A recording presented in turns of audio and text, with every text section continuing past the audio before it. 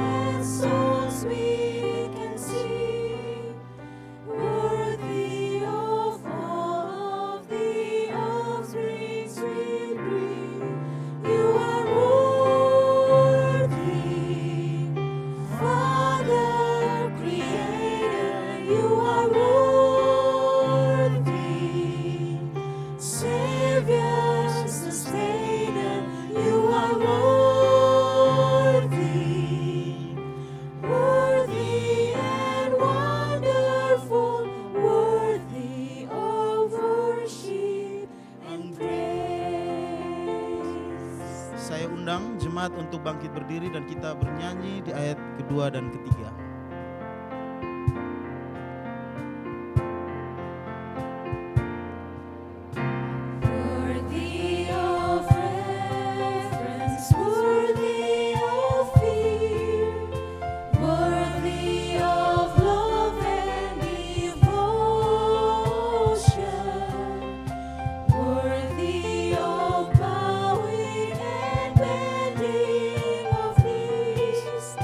Worthy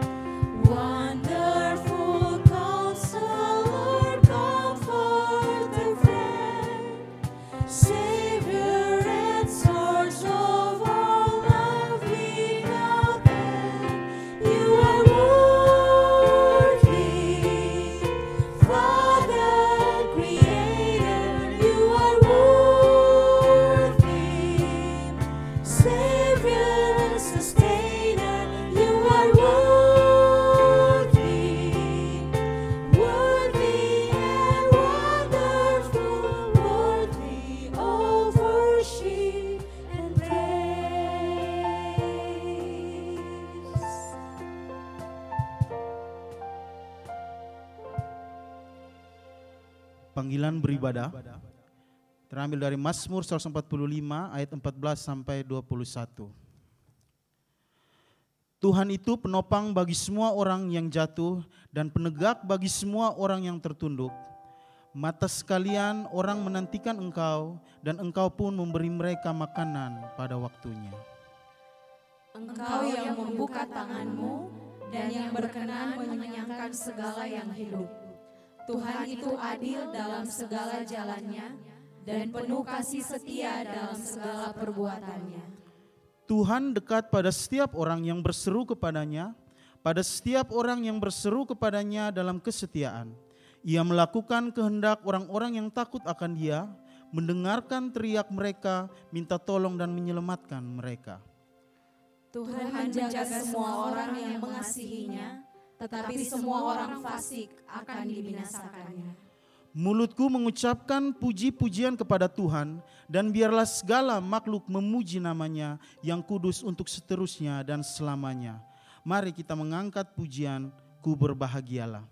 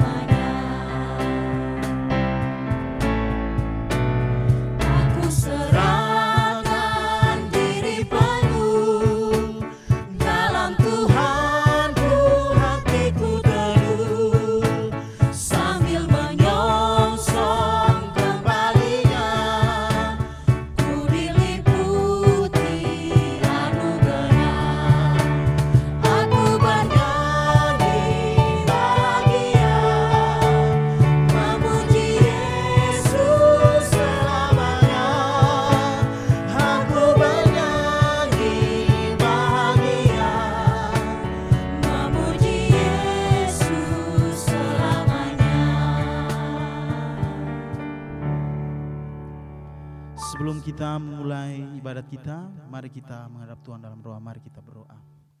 Segala pujian syukur kami naikkan ke hadirat-Mu ya Bapa. Terima kasih untuk hari yang baru, hari Minggu yang Engkau kasih buat kami ya Bapa. Terima kasih untuk setiap kami, baik itu jemaat atau pelayan Tuhan, yang menyerahkan dirinya untuk bisa memuji dan memuliakan nama Tuhan. Terima kasih Tuhan. Tuhan, kiranya Kau memberkati dari awal, pertengahan, hingga berakhirnya ibadat ini dengan baik. Dalam nama Tuhan Yesus kami berdoa. Amin. Kita akan membaca salah satu bagian Alkitab yang diambil dari Efesus 6 ayat 10 sampai 20. Mari kita membaca secara bergantian sambil memaknainya di dalam kehidupan kita.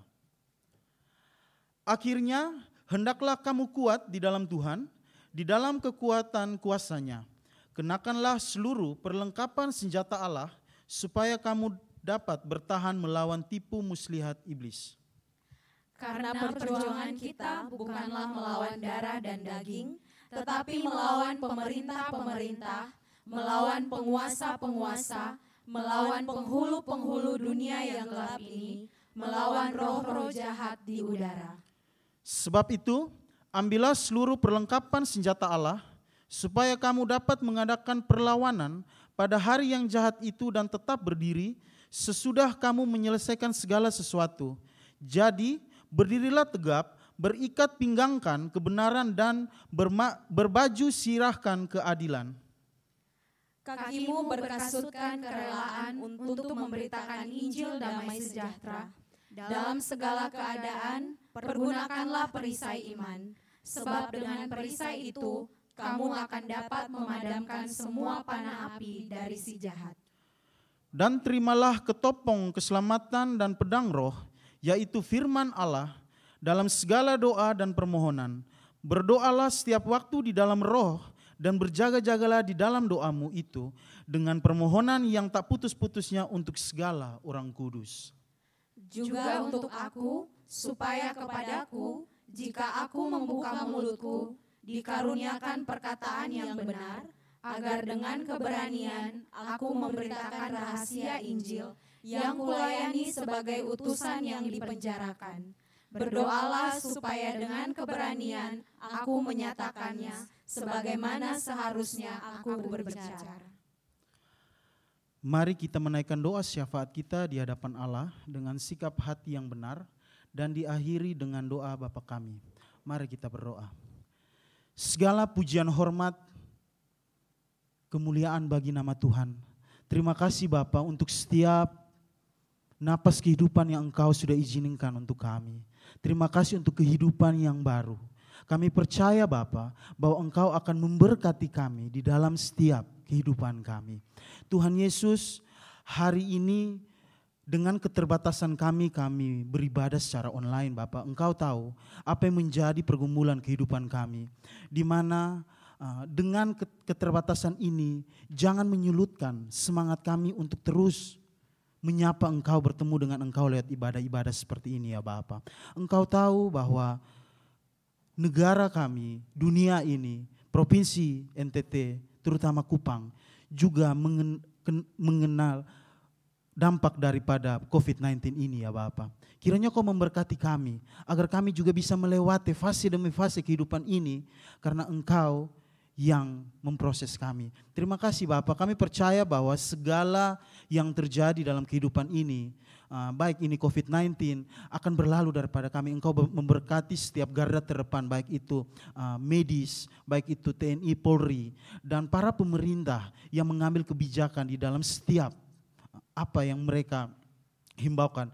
Kiranya Engkau memberkati mereka agar mereka juga seturut atas kedaulatan Allah semata. Karena tidak ada pemerintahan yang tidak didaulat oleh Allah itu sendiri. Terima kasih Bapak, Engkau juga memberkati setiap jemaat kami, Christ Chapel Kupang, Christ Chapel Palembang, Christ Chapel Manado, dan Christ Chapel Karawaci. Kiranya semua yang merindu untuk memuji nama Tuhan mendapat karunia agar mereka juga terus-menerus menghadirkan Allah di dalam setiap kehidupan mereka. Terima kasih Bapa Sorgawi. Tuhan, hari ini juga kami menyerahkan hamba-Mu Pak Yohanes Halim dalam khotbahnya Bapa. Kiranya Kau memberkati beliau dalam setiap apa yang beliau bicarakan. Kiranya Engkau memberkati agar firman yang kami dengar sedikit ini akan menjadi pedoman dalam kehidupan kami lepas hari. Terima kasih Bapa Sorgawi. Terima kasih untuk setiap kehidupan yang Engkau kasih. Dalam nama Tuhan Yesus yang telah mengajarkan kami berdoa. Bapa kami yang di sorga, dikuduskanlah nama-Mu, datanglah kerajaan-Mu, jadilah kehendak-Mu di bumi seperti di sorga. Berikanlah kami pada hari ini makanan kami yang secukupnya, dan ampuni kami akan kesalahan kami, seperti kami juga mengampuni orang yang bersalah kepada kami. Dan janganlah membawa kami ke dalam pencobaan, tetapi lepaskanlah kami daripada yang jahat. Karena Engkau yang punya kerajaan dan kuasa dan kemuliaan sampai selama-lamanya. Amin. Kita akan menyatakan pengakuan iman rasuli. Saya mengundang seluruh jemaat untuk bangkit berdiri bersama seluruh orang percaya di segala tempat dan di segala abad. Hai jemaat Christ Chapel Kupang, apakah yang engkau percaya? Aku percaya kepada Allah, Bapa yang Maha Kuasa, Khalik langit dan bumi, dan kepada Yesus Kristus, anaknya yang tunggal, Tuhan kita, yang dikandung dari Roh Kudus, lahir dari anak darah Maria, yang menderita sengsara di bawah pemerintahan Pontius Pilatus, disalibkan, mati dan dikuburkan, turun ke dalam kerajaan maut. Pada hari yang ketiga, bangkit pula dari antara orang mati, naik ke sorga, duduk di sebelah kanan Allah, Bapa yang Maha Kuasa, dan dari sana Ia akan datang untuk menghakimi orang yang hidup dan yang mati. Aku percaya kepada Roh Kudus, gereja yang kudus dan am, persekutuan orang kudus, pengampunan dosa, kebangkitan tubuh, dan hidup yang kekal. Amin. Jemaat dipersilakan duduk kembali. Kita akan memberikan persembahan dan persepuluhan kita. Jemaat Tuhan dipersilahkan mengirimkan persembahan dan persepuluhannya melalui barcode yang tersedia di layar masing-masing. Kita naikkan tiada lain landasanku sambil persembahan dilakukan sekaligus mempersiapkan hati kita untuk mendengarkan firman Tuhan.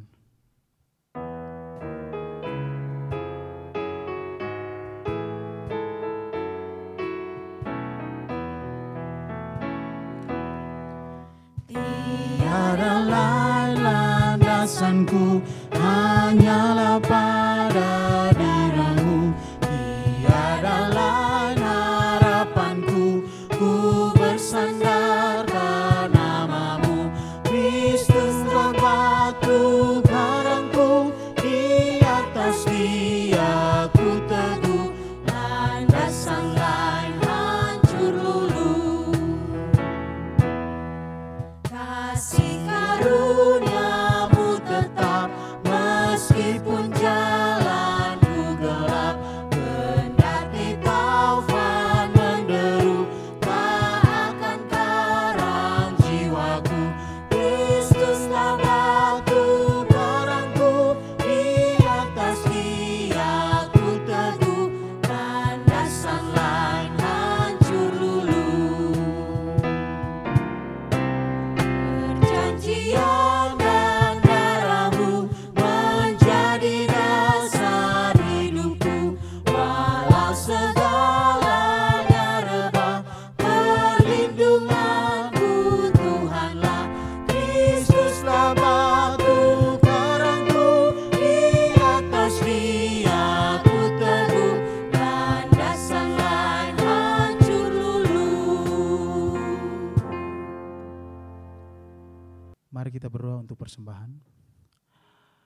Tuhan Yesus Allah Bapa kami dalam sorga, terima kasih untuk berkat-Mu. Tadi kami sudah sedikit memberikan daripada hasil yang Kau beri untuk kami ya Bapa. Kiranya apa yang kami kasih dapat berguna bagi pelebaran kerajaan-Mu di muka bumi ini ya Bapa. Dalam nama Tuhan Yesus kami berdoa. Amin. Kepada hambanya dipersilahkan.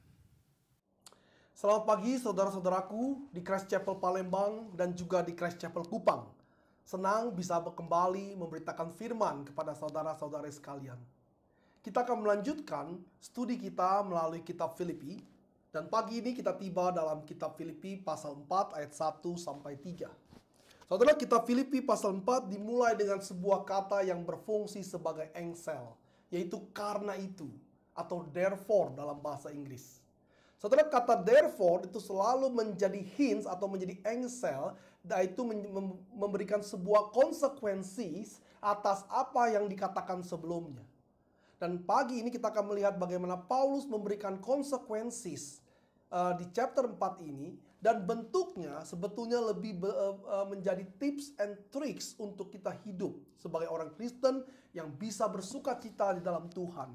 Dalam pasal 4 Paulus berkata, berdirilah teguh di dalam Tuhan. Sehati dengan Tuhan. Tolonglah sesama orang Kristen. Bersukacitalah di dalam Tuhan. Berdoalah dengan pengucapan syukur.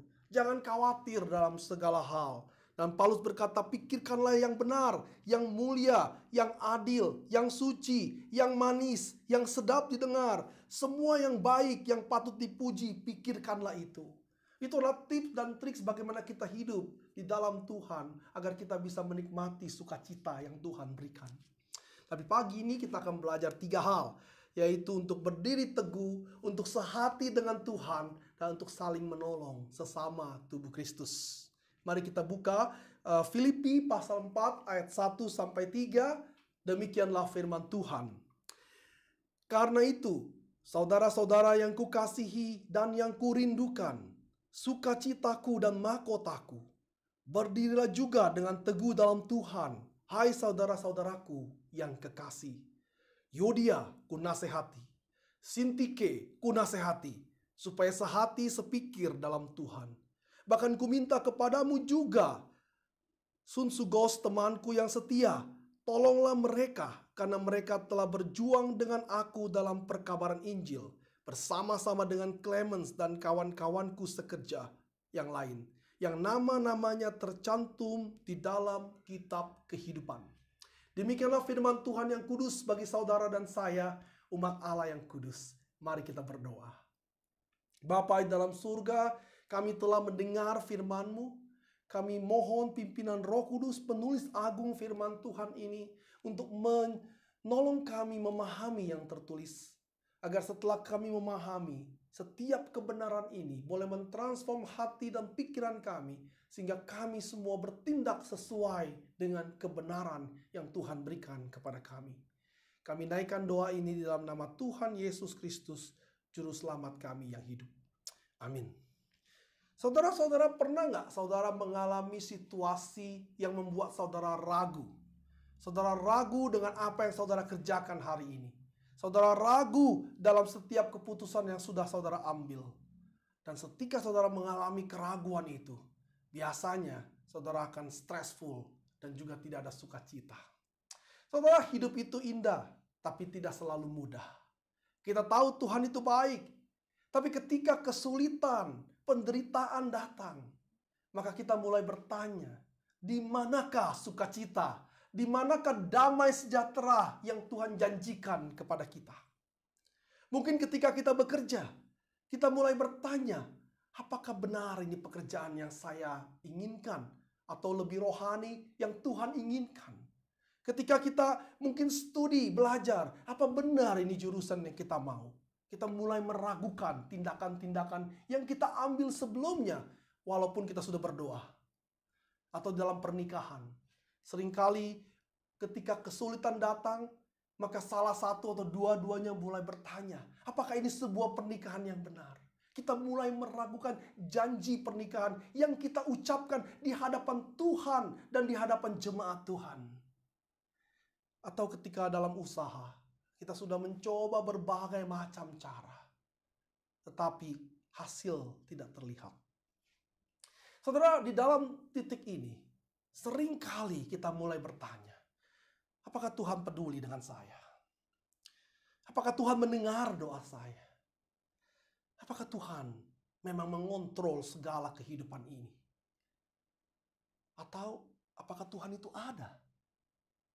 Saudara, kesulitan-kesulitan yang kita hadapi membuat kita meragukan Tuhan dan meragukan kebaikan Tuhan. Kita mungkin berbeda level. Ada yang sangat ragu, ada yang setengah ragu, ada yang tidak ragu, sedikit ragu.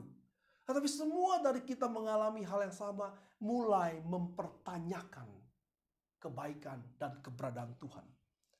Saudara, Paulus di dalam chapter 1-3 di dalam kitab Filipi mengatakan bahwa sukacita dia penuh oleh karena melihat orang Filipi berpartner, koinonia, berfellowship, bersekutu dengan dia di dalam pemberitaan Injil. Paulus mengatakan teruslah mendukung pemberitaan Injil ini. Dan Paulus meminta mereka untuk maju di dalam iman, untuk bertumbuh di dalam iman. Dan Paulus menjelaskan bahwa pertumbuhan iman bukan datang melalui suatu tindakan-tindakan mistik yang aneh-aneh, tetapi melalui konsisten mencintai atau mengasihi Tuhan dan mengasihi sesama. Dan Paulus mengatakan jangan cuma lihat kepentingan diri sendiri, tapi lihatlah kepentingan orang lain juga. Jangan grumbling. Dan Paulus juga mengatakan, memberikan contoh yang baik bahwa melalui hidupnya, bahwa melalui pandangan dunia, Paulus adalah seseorang yang hebat.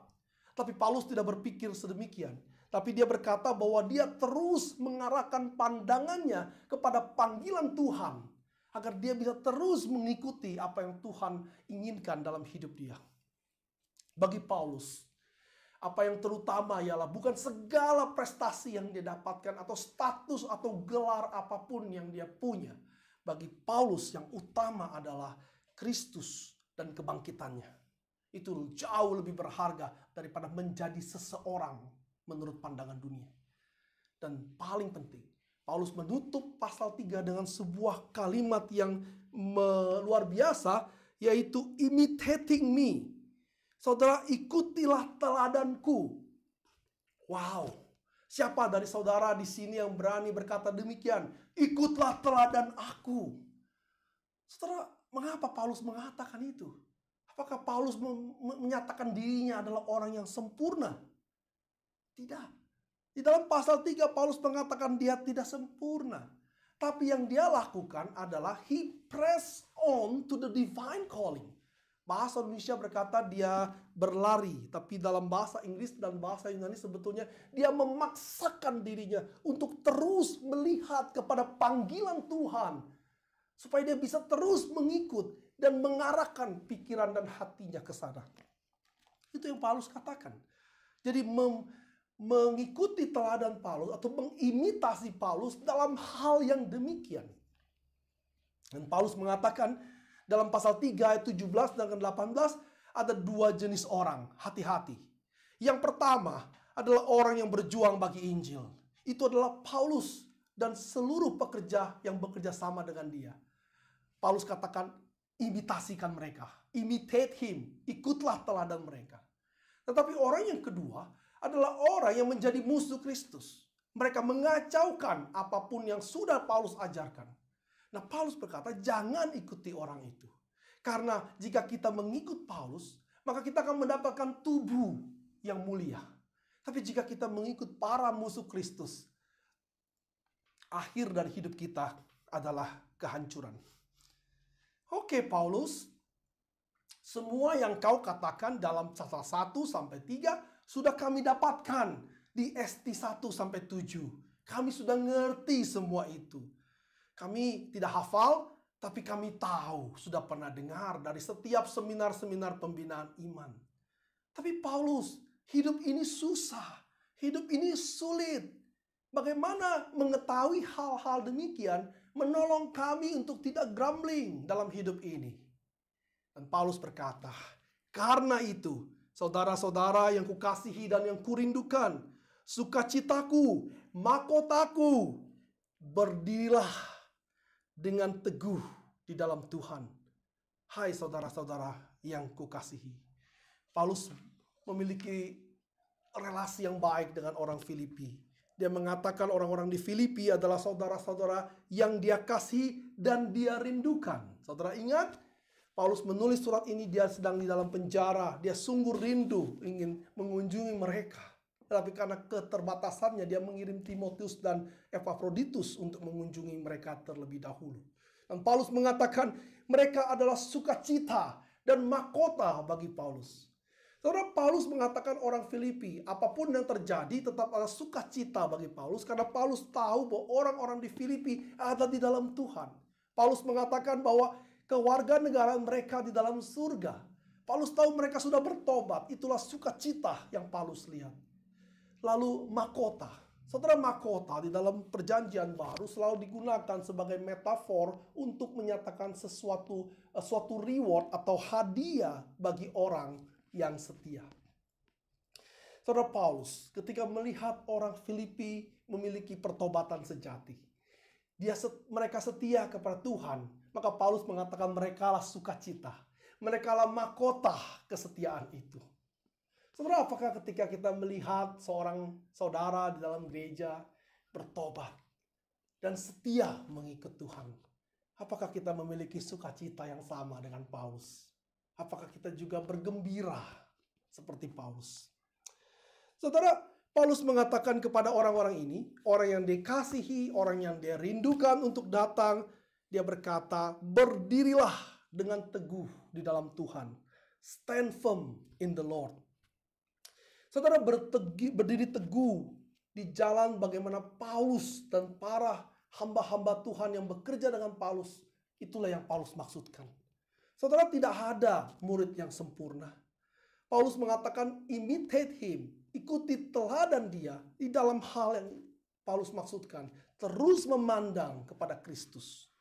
Saudara, dengan kata lain, berdiri teguh di dalam Tuhan adalah bagaimana kita stand atau kita terus-menerus mengarahkan mata, hati, pikiran kita, seluruh aspek kehidupan kita kepada panggilan Tuhan di dalam Kristus Yesus. Saudara tidak mungkin bisa berdiri teguh atas sesuatu yang saudara tidak percaya kepadanya.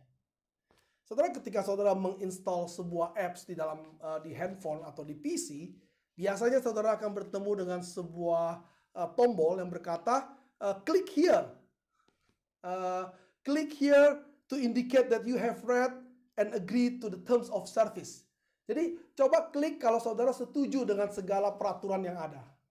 Nah, berapa banyak dari saudara yang telah membaca peraturannya? Kebanyakan dari kita main klik aja, saudara. Kalau kita mau pakai software itu, kita klik. Setuju atau tidak setuju. Dan besok-besok kalau kita tidak suka dengan software itu, tinggal uninstall. Sangat mudah. Tetapi tidak demikian dengan Tuhan. Kita tetap harus mengklik tombol itu, yaitu pertobatan. Tetapi setelah kita klik, kita tidak akan pernah bisa menguninstallnya lagi.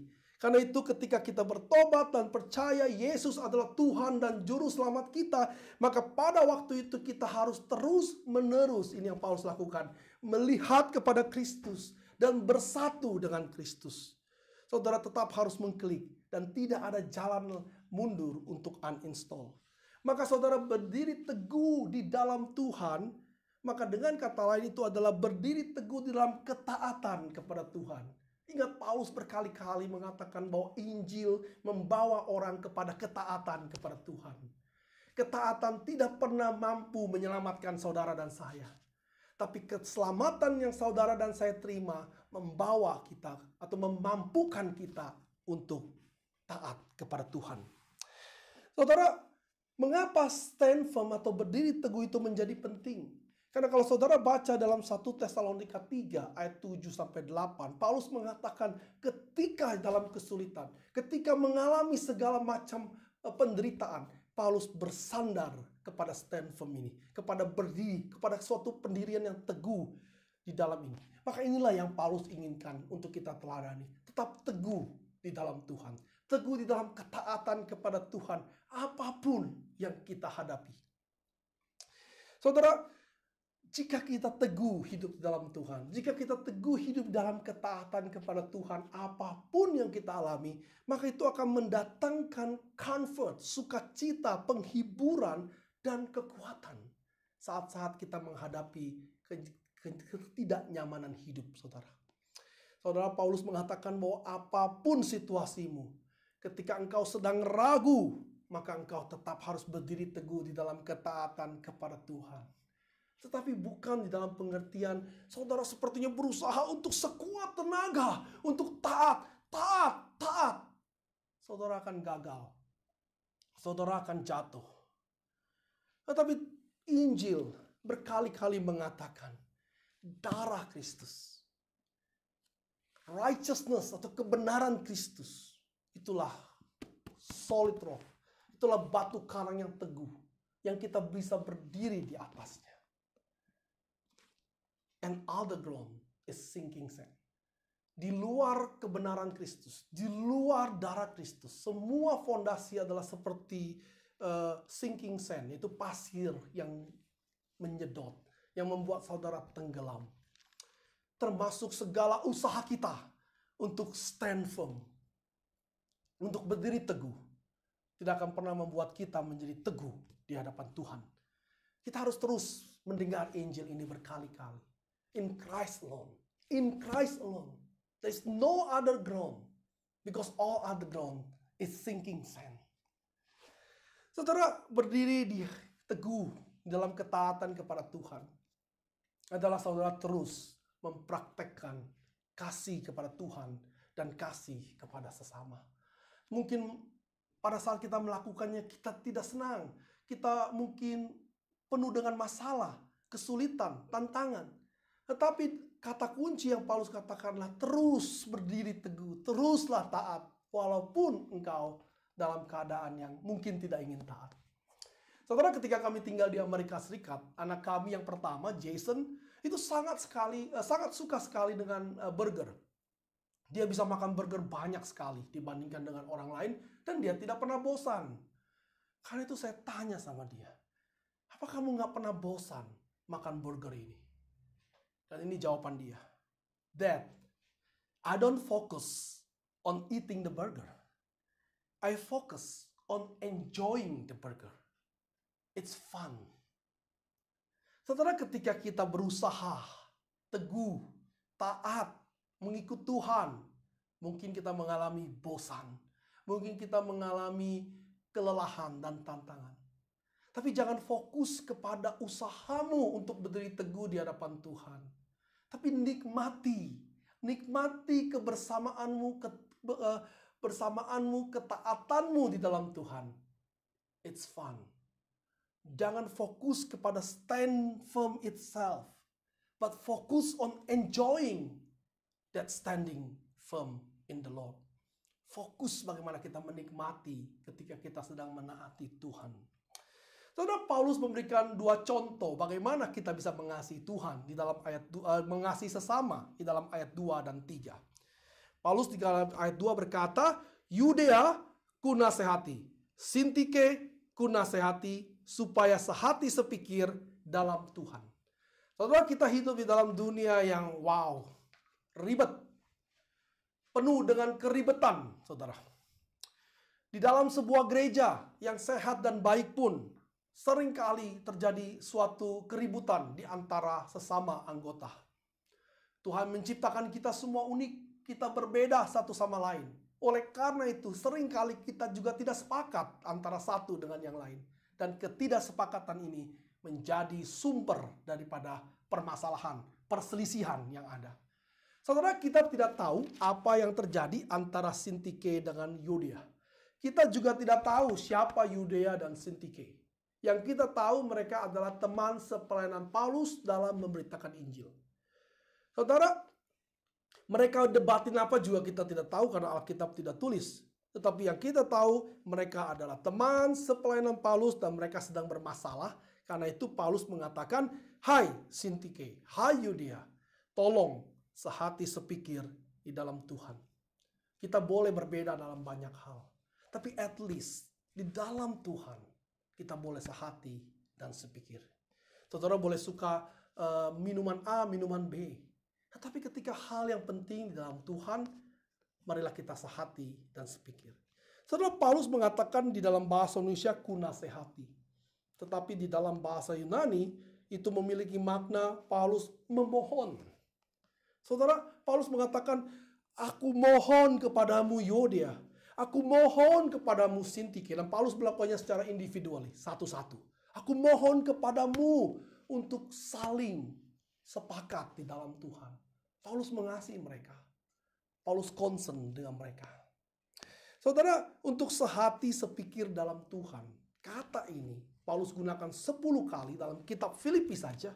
Dan semuanya itu memiliki makna untuk berpikir yang sama dengan apa yang Tuhan pikirkan.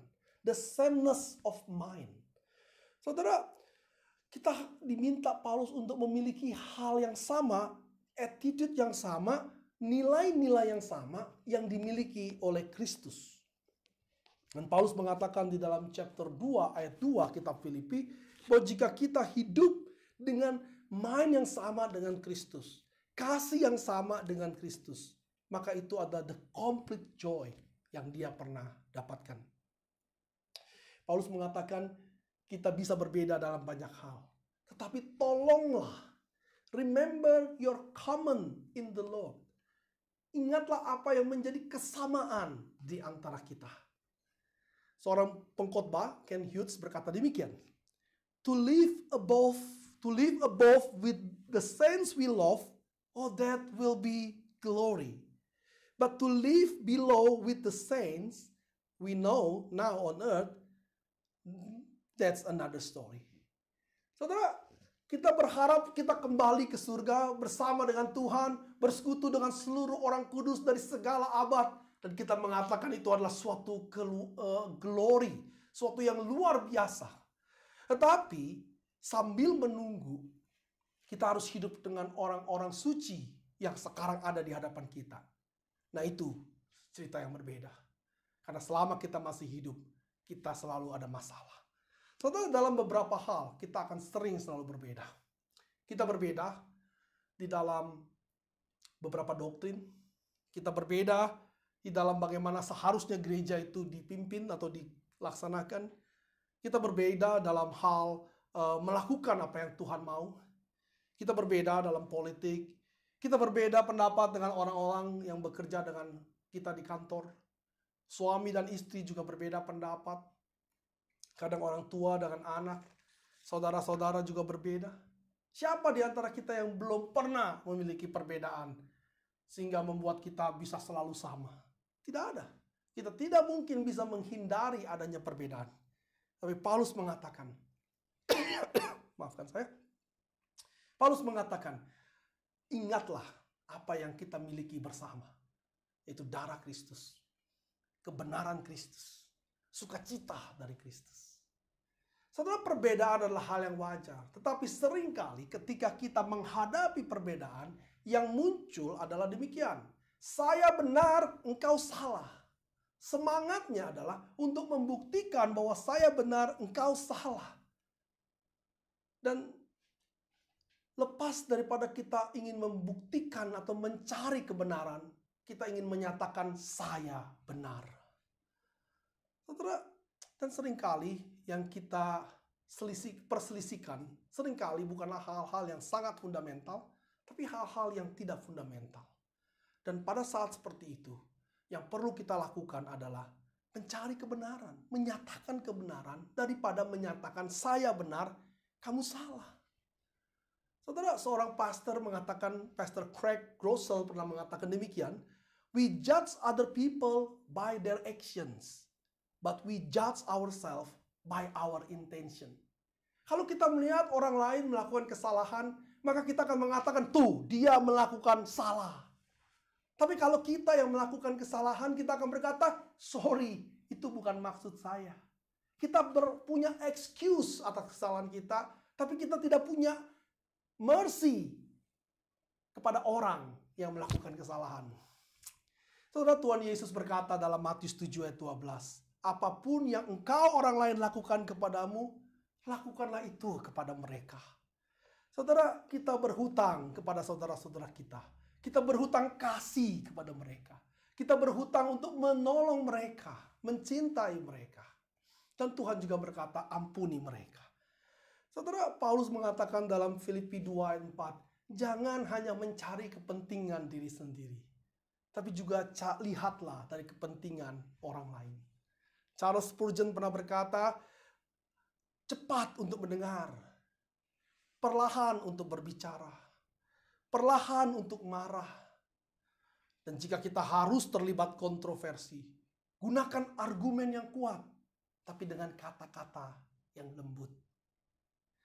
Saudara, kita berhutang kasih kepada mereka. Kita berhutang untuk mengasihi dan mengampuni saudara-saudari kita.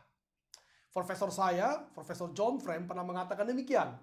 Seringkali ketika dua orang dispute atau sedang berselisih dalam satu hal, seringkali mereka sebetulnya setuju di dalam esensi.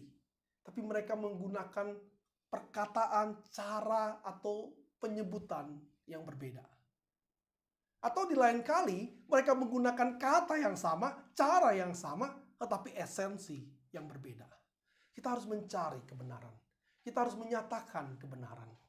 Saudara, salah satu yang Karawaci Presbyterian Church dan seluruh Christ Chapels ingin proklamasikan adalah Winsome Reform. Artinya apa, saudara? Artinya kita ingin menyatakan bahwa kita percaya, stand firm, teguh dengan kebenaran yang kita percayai sesuai dengan firman Tuhan, tapi kita dengan waktu yang sama kita juga menyatakan kita adalah fallible, kita tidak selalu benar, kita masih bisa salah. Maka dengan menyadari bahwa kita bisa salah, kita bisa menghormati orang lain. We can pay respect to others. Mencari kebenaran daripada ngotot dengan arogansi kita. Saudara, mari kita lihat ayat ketiga. Di dalam ayat ketiga, Paulus ingin menyatakan bahwa gereja harus menolong mereka. Alkitab tidak menjelaskan apa persoalan mereka, tapi Alkitab mengajak gereja untuk menolong Sintike dan Yudea menyelesaikan masalah ini. Paulus mengatakan demikian. Ku minta kepadamu juga, nah saudara, dalam bahasa Indonesia dikatakan sunsugos, sepertinya nama orang. Tapi kalau saudara baca dalam bahasa Yunani dan juga dalam bahasa Inggris, maka sunsugos ini lebih tepat diterjemahkan teman pelayanan yang setia. Jadi bukan seseorang. Ya, jadi bisa dibaca demikian. Ku minta kepadamu juga, temanku, pelayan yang setia, tolonglah mereka. Karena mereka telah berjuang dengan aku dalam pekabaran Injil. Bersama-sama dengan Clemens dan kawan-kawanku sekerja yang lain. Yang nama-namanya tercantum dalam kitab kehidupan.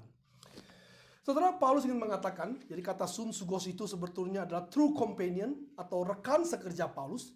Paulus ingin mengatakan, hai rekan-rekanku di gereja Filipi, tolonglah mereka. Tolonglah Sintike, Yudea, supaya mereka bisa menyelesaikan persoalan ini.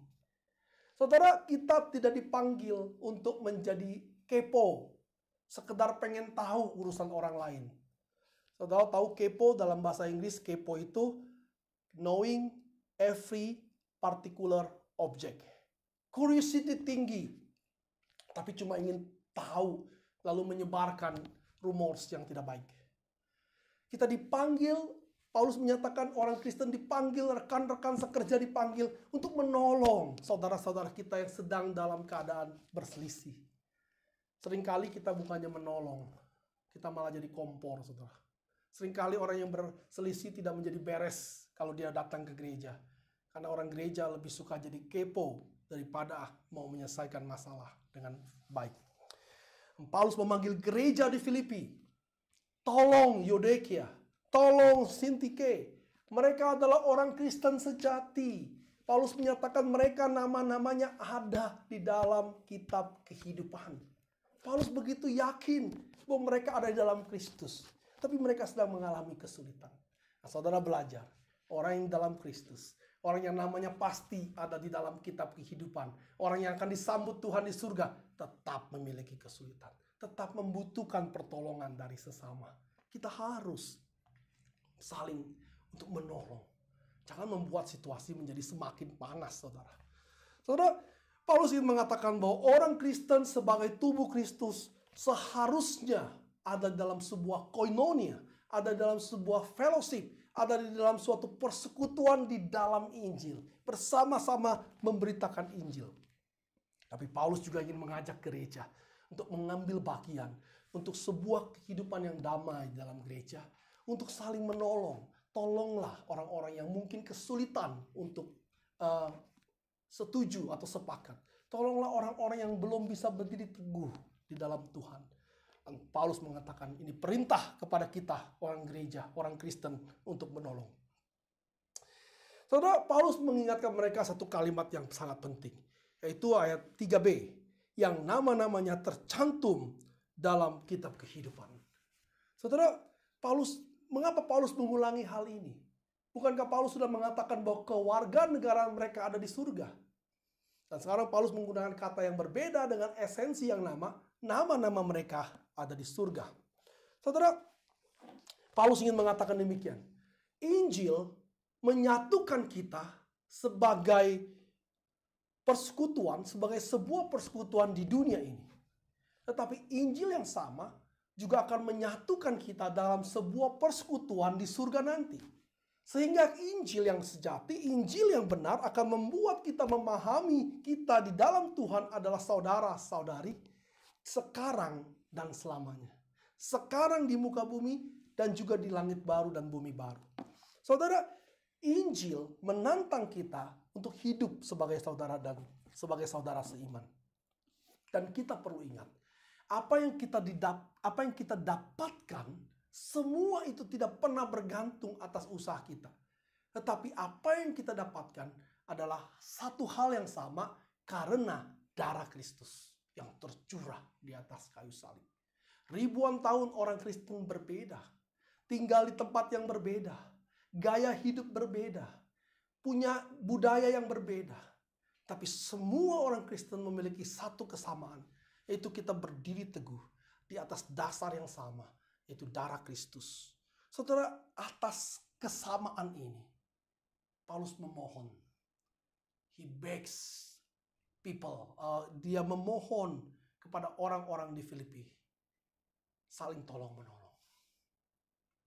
Saudara, kita memiliki kesamaan untuk memberitakan Injil. Kita juga sedang berjalan bersama menuju langit baru dan bumi baru. Kita sedang mempersiapkan diri untuk sebuah perjamuan kawin anak domba.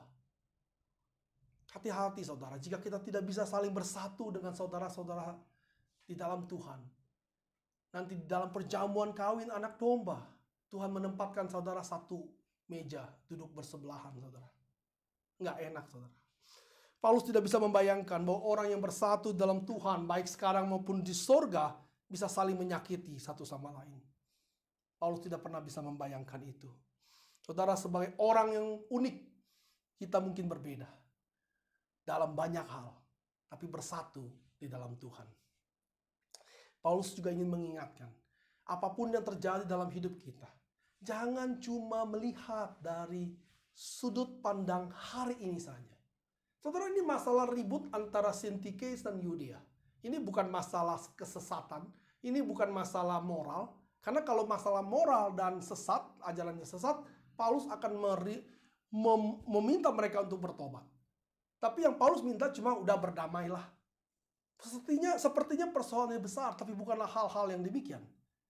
Saudara, tetapi untuk hal-hal yang sepertinya tidak terlalu besar bagi Paulus ini, tapi besar bagi Syntyche dan Yudia, Paulus kenapa harus bawa-bawa surga?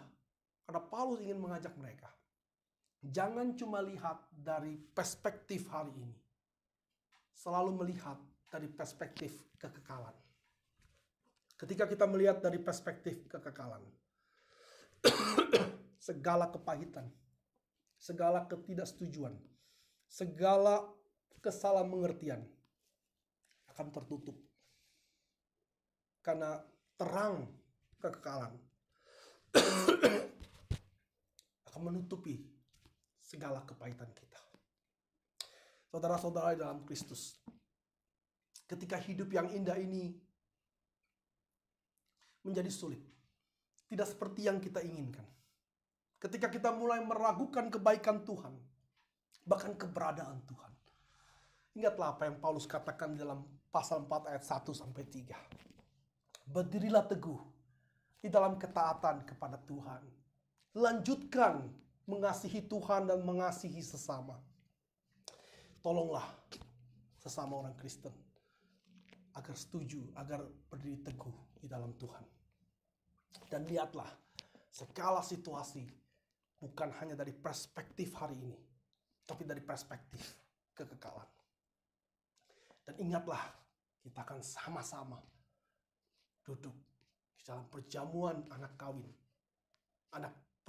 kawin anak domba di surga nanti. Mari kita berdoa. Bapa di dalam surga, hamba-Mu telah selesai berbicara. Kiranya Tuhan memberkati setiap kebenaran dan memateraikan dalam kehidupan kami.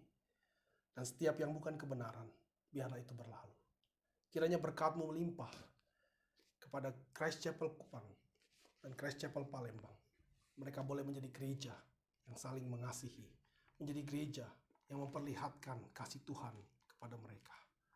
Di dalam nama Tuhan Yesus, kami berdoa. Amin. Amin untuk firman Tuhan. Saya percaya kita semua mendapat berkat dan iman kita semakin diteguhkan melalui pemberitaan firman pada hari ini. Untuk merespon firman yang telah kita dengarkan sekaligus untuk menutup ibadah kita pada hari ini, mari kita menaikkan pujian In Christ Alone.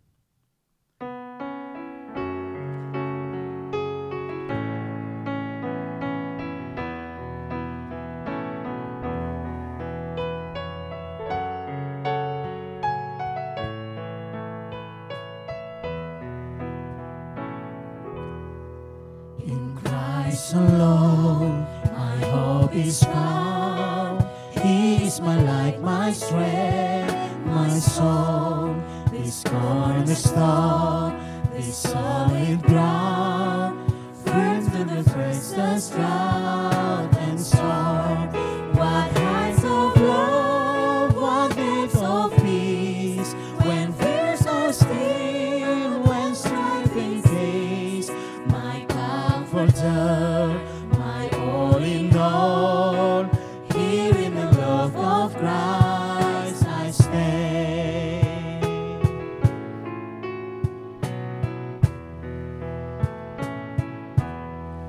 In Christ alone, who took on flesh, fullness of God in helpless babe, this gift of love and righteousness, scorned by the ones He came to save. Till on the cross, as Jesus died, the wrath of God was satisfied. For every sin on Him was laid. Here in the death of Christ I live. There in this ground His body lay, light of the world by darkness slain.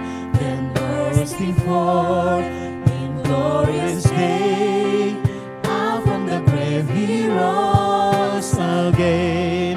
And as His death in victory, since curse has lost its grip on me, for I am His and He is mine, bought with the precious blood of Christ.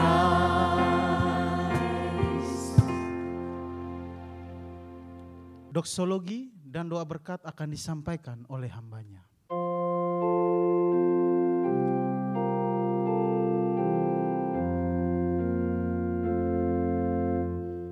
Puji Allah Bapa Putra, puji Allah Roh Kudus, ketiganya yang esa. Pohon selamat sumber berkat.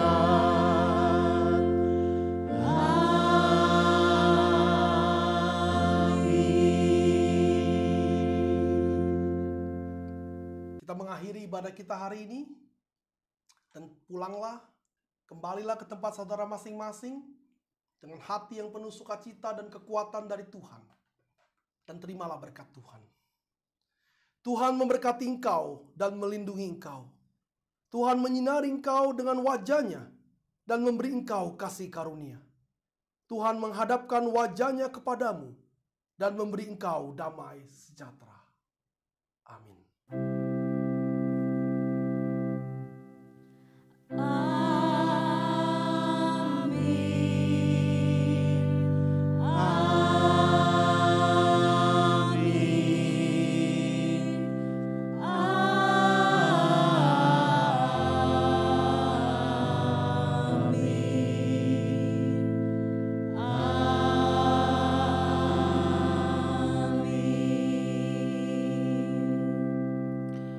Ibadah selesai.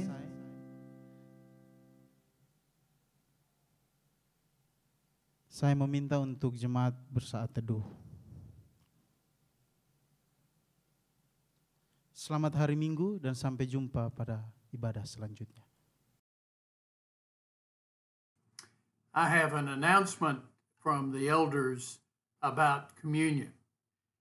The sacrament of the Lord's Supper or communion is one of two sacraments in the Presbyterian and Reformed churches along with baptism. Baptism is the initiatory sign of being included among God's people. The Lord's Supper is the ongoing, repeated sign of being included among God's people. Both sacraments are means of grace, of spiritual growth for us as Christians, although neither sacrament is automatic, but rather dependent for God's blessing on the faith in Jesus Christ of those participating in the sacrament. We believe in the real presence of Christ in the celebration of the Lord's Supper, not his physical presence, but his spiritual presence as we look to him in faith. The sacraments are sometimes called the Word made visible, pictures of the gospel and of Christ and of his promises to us. The written word of God we hear preached and taught and applied every week, even when we do not celebrate the sacraments, the visible word. There is no clear mandate in the New Testament how often the sacrament of the Lord's Supper should be observed. Some Christian churches observe this sacrament weekly or monthly. Other Christian churches seek to observe this sacrament at least quarterly during the year, which has been our practice at KPC and at the Christ Chapels. Whenever the sacrament is observed, it should be done so seriously and following biblical guidance, including the preaching of the Word of God, so that the participants fully understand the sacrament and have the opportunity to search their hearts in repentance and faith before they participate in the sacrament. Although some Christian churches during this COVID-19 pandemic have offered what they call virtual communion, where the participants are separated from each other, prepare their own communion elements, and then partake at the same time while they are online, the elders, the presbyters of KPC and the Christ Chapels have decided not to offer this kind of virtual communion. The Lord's Supper was intended as a meal together in each other's presence and as a time of communion with Christ and with one another. We look forward to celebrating the Lord's Supper together again in person as soon as we're able to gather in person again for worship. In the meantime, we continue to feed on Christ and nurture our faith in him through hearing the written word of God read, and when it is faithfully preached and taught week after week. May the Lord continue to bless us all as we worship him.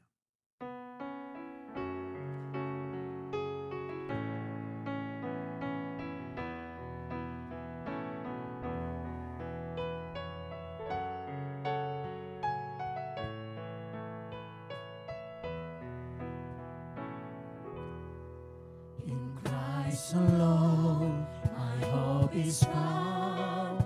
He is my light, my strength, my song. This cornerstone, this solid ground, firm to the first, the stroud and strong.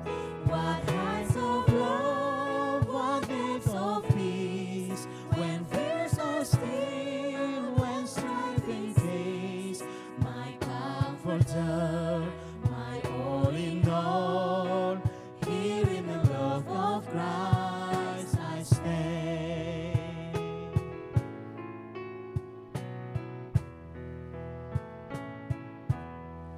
In Christ alone, who